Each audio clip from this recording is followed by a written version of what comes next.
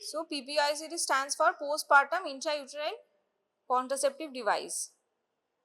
So what are the indications, why the government of India started this program of PPICD? What was the need? The need was to control, this is a drive for population stabilization, because PPICD is a part of this long acting reversible contraception program, which provides an important, effective, safe solution for averting the unintended pregnancies.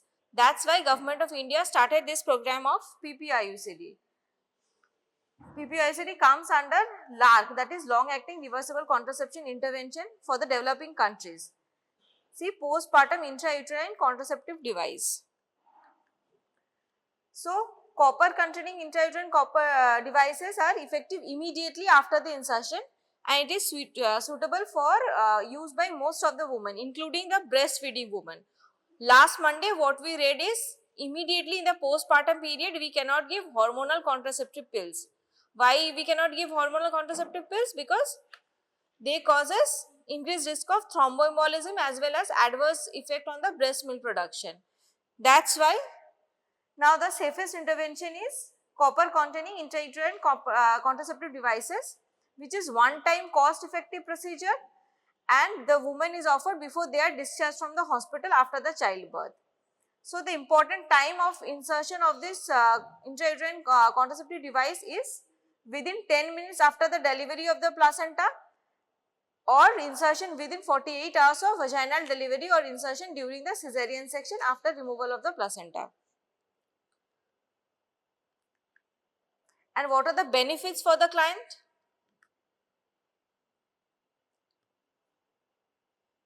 What do you think? Copper T or this Mirena or whatever intrauterine contraceptive devices we are inserting, what is the benefit part? How will the patient or how will the client benefit from having copper T intrauterine devices and from hormonal pills? What was the advantages? Because see, for the hormonal contraceptives, what happens is, she has to remember to take the pills, right? Immediately in the postpartum period, she cannot take the pills because she is breastfeeding mother, so she cannot take OCPs containing estrogens. If you give her progesterones, then what will happen? There will be spotting or breakthrough bleeding. So then also we cannot give progesterones.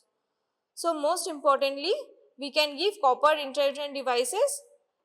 It is one time procedure. You fit in the copper intrauterine devices and what happens is, it stays there. You fit in and you forget it. And the device will act for the next 5 years. So this is the advantage part of intrauterine contraceptive devices.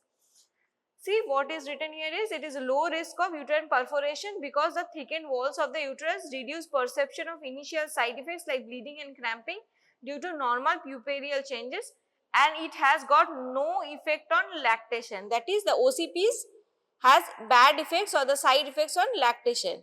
So you cannot give it to a breastfeeding mother. But if she needs immediate contraception, then what we can do? We can give her copper containing intrauterine devices because it is immediately effective, saves additional antenatal visits, as well as it has got no effects on the lactation. Now benefits for the service provider. What are the benefits for the service provider? That is, on the part of the doctors, what are the benefit part? It is that when we are discharging the patient or immediately after the delivery, we are very sure that the patient is not pregnant. So we can easily insert the copper T then and there itself. It is a one time procedure. You take the placenta out and within 10 minutes, you insert the copper T and it is effective immediately. So it is certain that the woman is not pregnant. It saves time and effort as well as resources as the procedure is performed on the same delivery table. For the post-placenta intracesarean insertions and reduces the overcrowding of the outpatient facilities. So, we insert copper T immediately after the delivery of the baby, after the delivery of the placenta within 10 minutes or during the cesarean section. So, what happens is, in the same setting, when the patient is admitted in the hospital for delivering the baby, immediately we insert the copper T, so that we don't need to call the patient again time and again to give her contraceptive advice, or to counsel her or to check her eligibility, anything we don't need. Just in the same sitting when she is delivering, we can insert our contraception and fit in and forget. The copper T is there and now the copper T is effective and she is protected from pregnancy.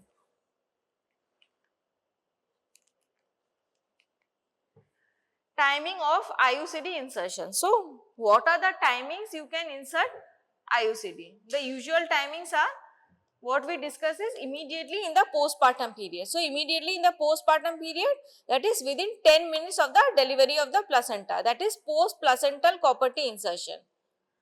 See, this is post-placental copper T insertion, that is within 10 minutes after the expulsion of the placenta following a vaginal delivery on the same delivery table. And it can be also inserted during the cesarean section, that is intracesarean. Insertion takes place during the cesarean delivery, after removal of the placenta and before closing of the uterine incision. And if you have not inserted the copper T during cesarean section or immediately after the delivery of the placenta, then also you can insert copper T within 48 hours of the delivery, that is before the discharge of the patient after the birth of the baby to 48 hours. This is the time span we can also insert the copper T, that is within 48 hours of delivery, prior to the discharge from the postpartum ward. Another timing is post-abortal copper T insertion. What is post-abortal? That is after, when the patient comes with missed abortion or she comes with medical termination of pregnancy, we admit the patient, we do suction evacuation of the uterus and then we insert the copper T in the same sitting, so that next time she doesn't come with some unintended pregnancies. And now, and another is the extended postpartum or interval, that is insertion any time after 6 weeks postpartum. So, what are the timings when we can insert the intrauterine contraceptive devices after the delivery of the baby? Anyone enumerate? It is already on the screen. One is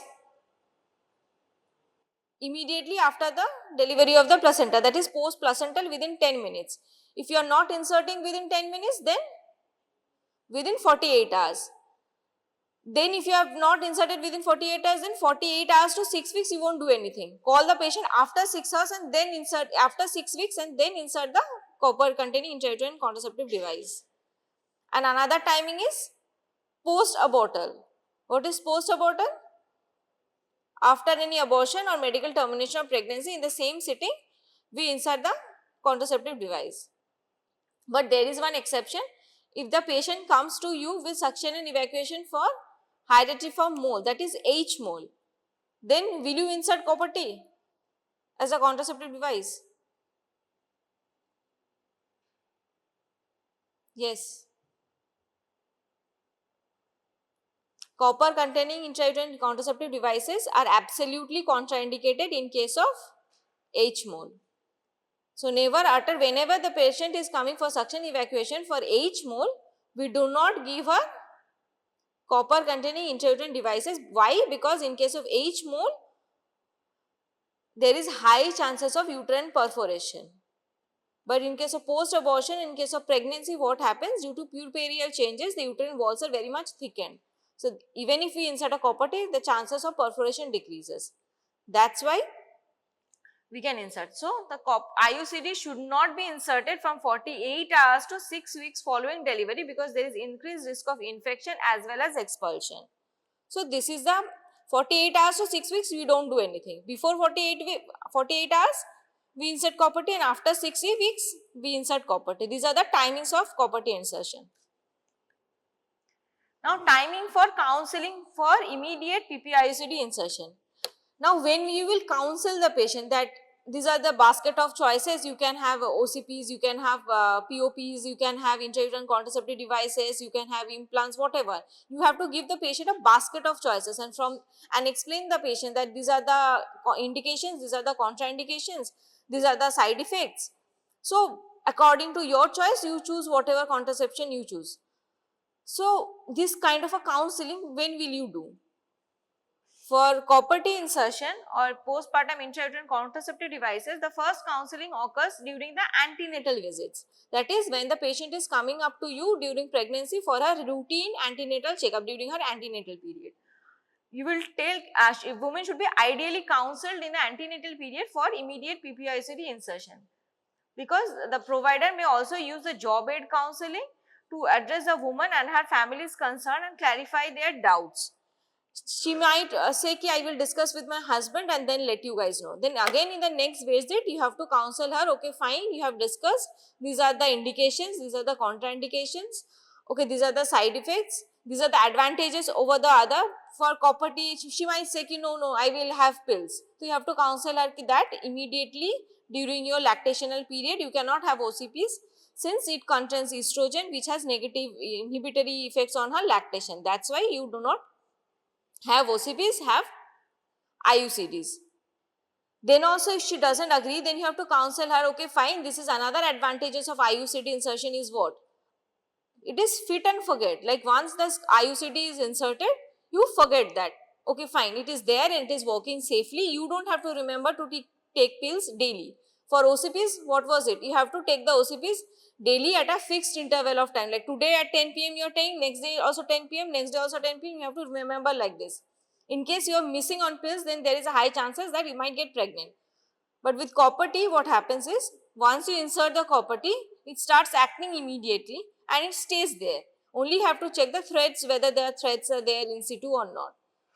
So you have to counsel the patient during her antenatal visits that these are the advantages of copper T over the other contraceptions, and that's why this is better for you during the immediate postpartum period.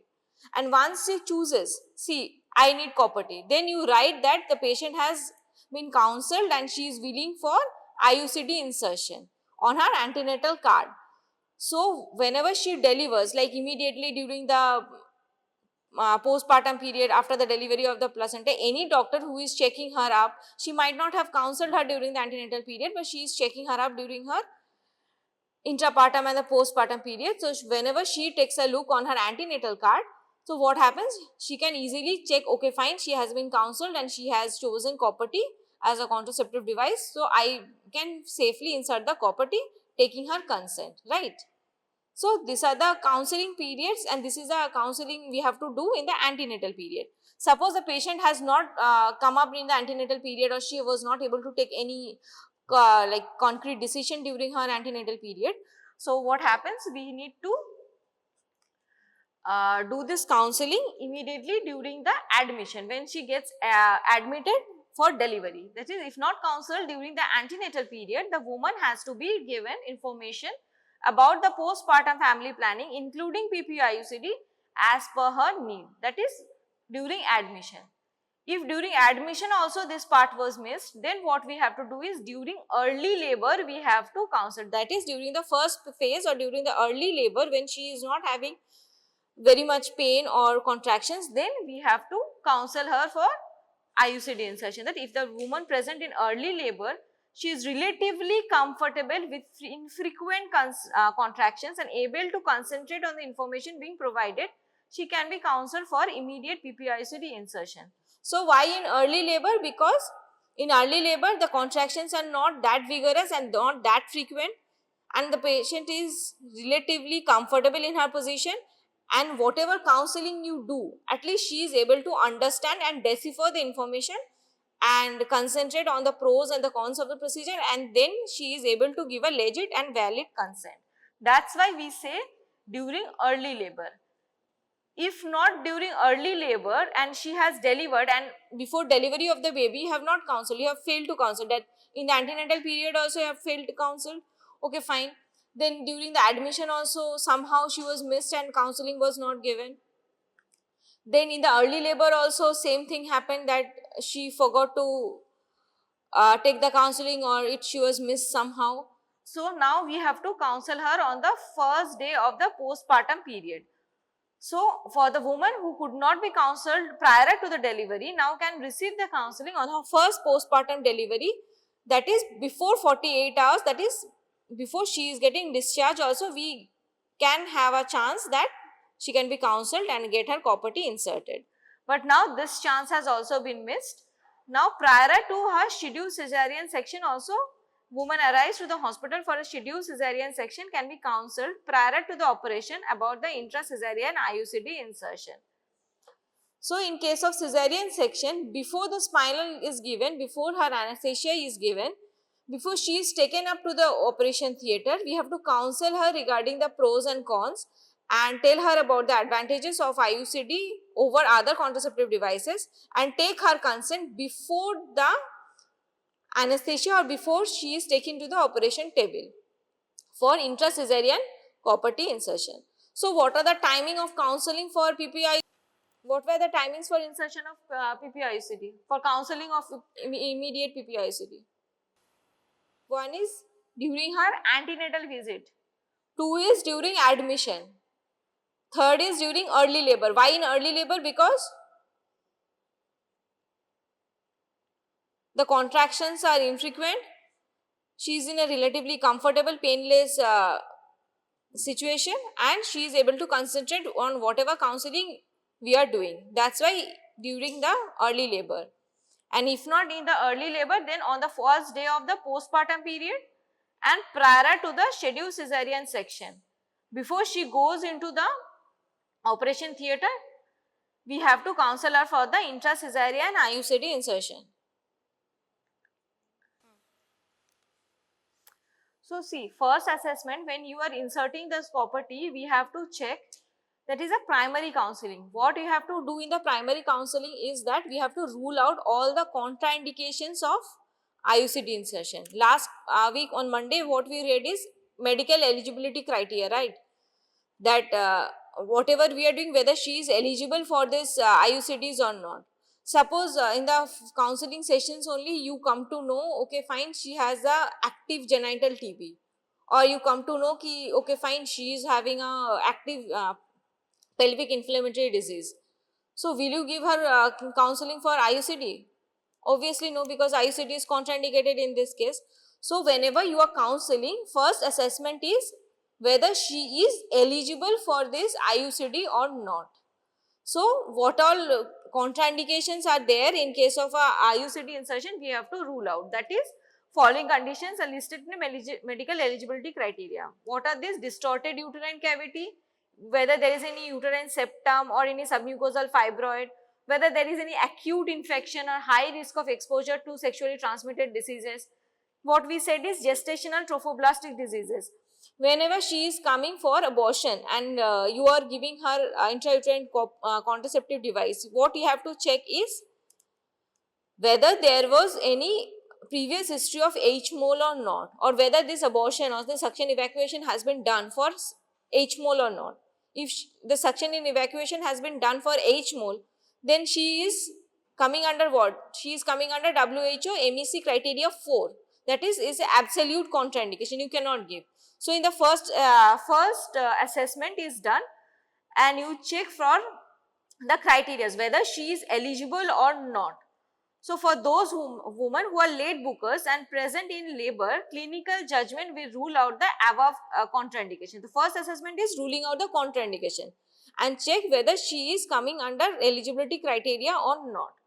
And second assessment is assessment done by the person who is going to insert the IUCD and to rule out any infections such as chorioamnionitis. See, suppose the patient has delivered a healthy, she is falling under WHO MEC 1, okay fine, she has no contraindication, there is no active PID, bleeding or any uterine anomalies, anything is not there, she is eligible, fine, now you are going to insert copper T, but what happens is the patient was in labor and the membranes had ruptured for more than 48 hours or per se more than 72 hours. She is having recurrent fevers, there is a foul smelling discharge after delivery of the baby. So there are high chances that she was suffering from chorioamnitis, that is infection of the amniotic sac and the chorion. So will you give copper T to her? No, because that is also coming under what? That is also coming under active infections. So you have to rule out chorioamnitis, postpartum endometriitis, puerperial sepsis, that is more than 18 hours from the rupture of membrane, unresolved postpartum hemorrhage or extensive genital trauma. So whenever you are inserting IUCD, before inserting IUCD, we have to check for the signs and symptoms of puerperial sepsis, chorioamnitis, endometriitis, as well as extreme genital trauma. Suppose a forceps delivery has been occurred and you have to forcibly taken out the baby, and there are huge bilateral vaginal wall tears, and the patient is bleeding profusely. You have repaired the vaginal tears, but will you give her copper T? No, because there are already many genital trauma and many infections are there, so we need not introduce IUCD there. Then she has to take some alternative methods of contraception. Okay. So what were the timings of insertion of IUCD we have learned? When we will counsel for IUCD we have learned, and during the counseling session what are the assessments we have to do. First assessment is to rule out the contraindications, and second assessment is for local infections. We have to rule out whether there is chorioamnitis, puerperal sepsis, endometritis, any other genital trauma or not. So now this is how the copper T looks like. This comes under a sealed pack. This is copper T, copper containing 380A. So what we have to do is, we have to open the packet in a sterile manner, insert this Cayley's forceps inside this packet, and in a sterile manner hold the stem and the one of the arm with that of the Cayley's forceps and take the copper T out of this sterile packet. And now see, this is how we are holding the copper T. This is the Cayley's forceps, and this is how the Cayley's forceps is holding the IUCD.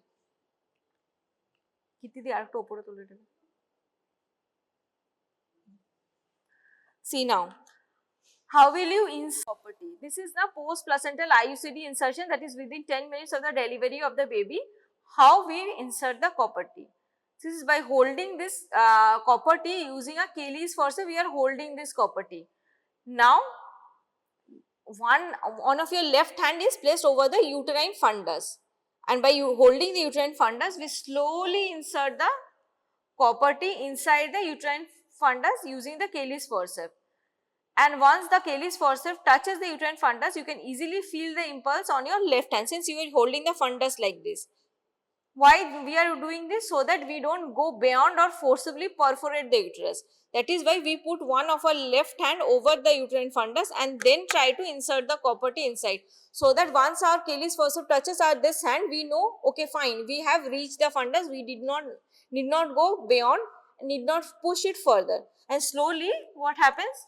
After we have reached the fundus, we slowly release these arms of the copper T by opening these two arms of the Cayley's forceps, and then the same hand ensures that the instrument has reached the fundus, and carefully removing the fundus from this copper T is removed, and from the fundus this Cayley's forceps is slowly removed in the form of an arc by keeping this two mouth open, and slowly it is removed so that the copper T stays in situ, that is within the uterine cavity, and the threads are visible outside the external os. And we do not keeping the blades open because it will ensure that the threads does not get pulled down. This is how we insert the copper T. We hold the copper T using a Cayley's forceps and slowly insert within the uterine cavity. We put the left hand over the uterine fundus, and as the Cayley's forceps touches the uterine fundus, we can easily feel the impulse on your left hand. So now we know ki okay fine, the copper T is inside the cavity and we have reached the fundus. Now it's time to release both the blades of the Cayley's forceps. And we release the blades of the Cayley's forceps, and moving it like an arc, we take the Cayley's forceps out of the uterine cavity, and the threads are visible over the external os. This is how we do it.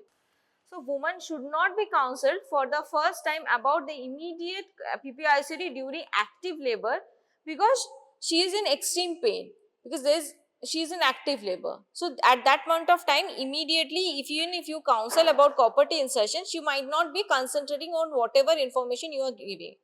Neither she won't be able to process whatever information you are giving. So that is a malpractice, and we should not be doing this. So immediate PPICD during active labor, as she might not be able to make an informed choice due to the stress of the labor. Post insertion counseling, whatever we need to counsel about after the insertion of copper T is that the provider has done the insertion should reinforce the key messages related to PPICD. A follow-up card is provided to all relevant informations and may be given to the patient on her discharge from the facilities. And what are the points after the insertion, what are the points you have to stress it on? It is that importance of exclusive breastfeeding. Even if you have inserted copper T, you have to make the patient understand that copper T does not does not have any adverse side effects on your breast milk secretion. She might have this preconceived notion, okay, I have taken copper T, now my breast milk secretion will be low. That is not the thing. There will be no effect on her breast milk secretion, as well as there is no contraindication on her breast milk. Copper ions does not get secreted into her breast milk. It is a locally acting. It acts only on the uterine cavity. She has to understand that. So, exclusive breastfeeding is promoted, and assurance that IUCD does not affect breastfeeding. And to return after 6 weeks for IUCD or postnatal care as well as newborn checkup. And whenever she comes back to you, you have to do a per speculum examination and check whether her threads are in situ or not, whether the copper T is still there or she has done something and the copper T is expelled. You have to keep on checking her threads.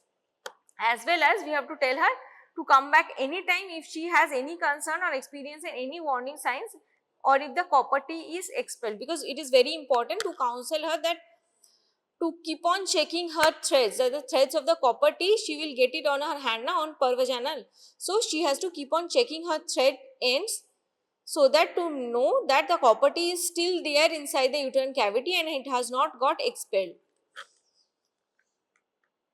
Follow-up care and immediate accepted is very important to ensure that the client satisfaction and continuation of the accepted method. And even if she is coming for this postpartum this counseling sessions, we have to ask her whether she is having any difficulties or not.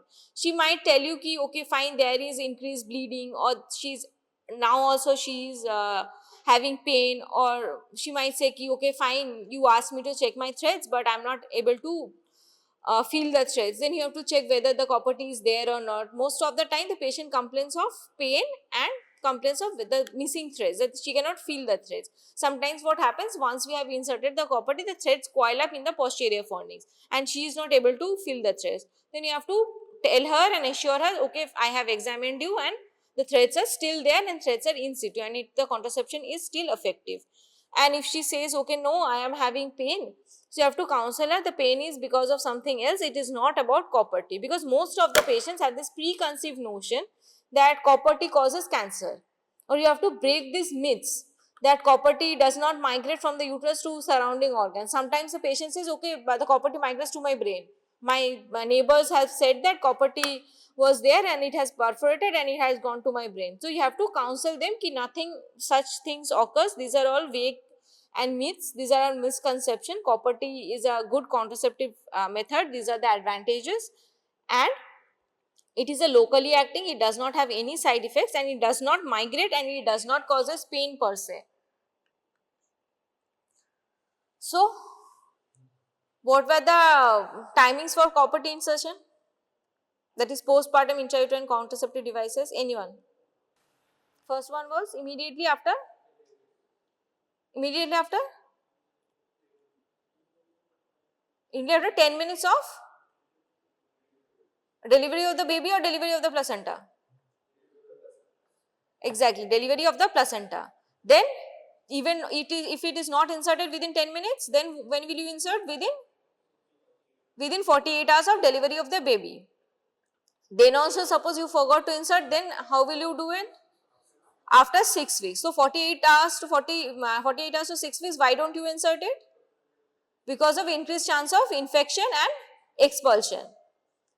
After, and another part is post-abortal. In which condition you won't give IUCD? H-mole. And what are the, whenever the patient is coming up for counseling, what are the contraindications you will rule out?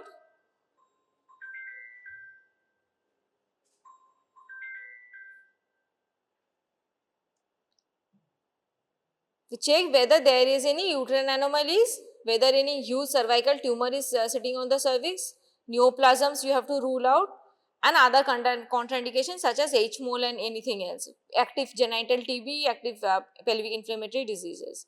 And what are the timings for counseling?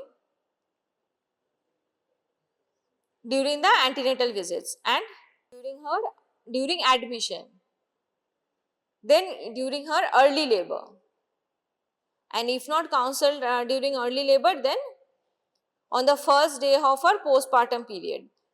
They know, and in case of cesarean section, when you will counsel her? Before taking her to the OT, before the spinal anesthesia has been given, then you have to take consent as well as counsel her. Tell her about the advantages and disadvantages and what are the, and it comes under what? It comes under long acting reversible contraceptive method, right? PPICD comes under LARC. Okay. And during the postpartum period, during the insertion time, what will you rule out? Chorioamnitis you will rule out, endometritis you will rule out, another thing, puerperial sepsis you will rule out, and there is no signs and symptoms of infection, and then you insert copper T. And the follow-up visit, what will you check is, check for the threads and tell the patient that every on regular intervals she herself has to keep on checking for her threads and bust the misconception that it causes pain or it perforates and migrates to other organs. This is how you counsel the patient for postpartum IUCD insertion.